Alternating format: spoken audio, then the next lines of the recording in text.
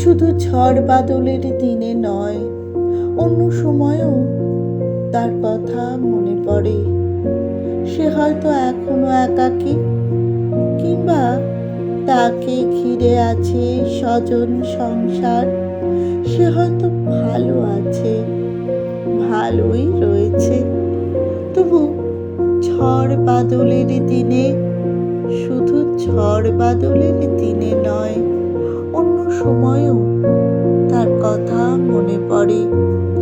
বৃষ্টি ও মেঘের মধ্যে, চাঁদ ও জ্যোৎস্নার মধ্যে, ভোরবেলা অমল আলোয় তাকে যখন তখন এখনো তো মনে পড়ে।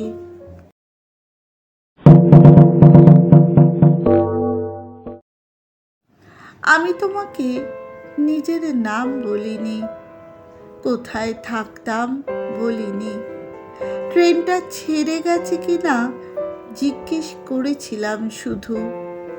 কিন্তু তুমি 40 বছরের মহিলা, ছেলের পাশে দাঁড়িয়েও ঠিক দেখতে পেয়েছিলে আমার মাথার ওপর সূর্যালোকে ভাসছে একটা দোলনা। ওদিক যাচ্ছে, এদিক আসছে একটা দোলনা। দোলনায় লাল ফ্রক পরা একটি মেয়ে, দোলনার পিছনে এক কিশোর, যে দোলনায় ঠেলা দিয়ে যাচ্ছে, যে মেয়েটিকে দোলনা থেকে নামিয়ে আনছে নিচে, সিঁড়ির ঘরে নিয়ে যাচ্ছে। ঘরে রাজি হচ্ছে মেয়েটি। দুটো ট্রেন দুদিকে ছিঁড়ে গেল, প্ল্যাটফর্ম ফাঁকা। আমরা কেউ কারোর নাম বলিনি, কিন্তু 40 বছরের মহিলা তুই বলি। কিরে, সব এক দৃষ্টিতে মনে করতে পারলি?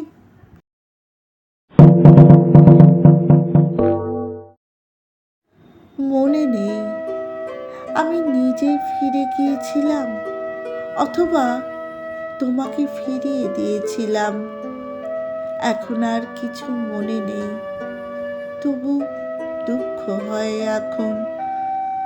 যখন এক এক দিন খুব বৃষ্টি নেমে আসে এখন, যখন এক এক দিন খুব শীতের বাতাস শুধু পাতা উড়িয়ে উড়িয়ে আমার চারিদিকে, বৃষ্টি ও ঠান্ডা বাতাস ঘুরে ঘুরে। এমনকি যখন সেই পুরনো কালের সাদা রোদ হঠাৎ ভোরবেলা ঘর ভাসিয়ে ছাপিয়ে, কি ব্যাপার, এবার কোথাও যাবে না?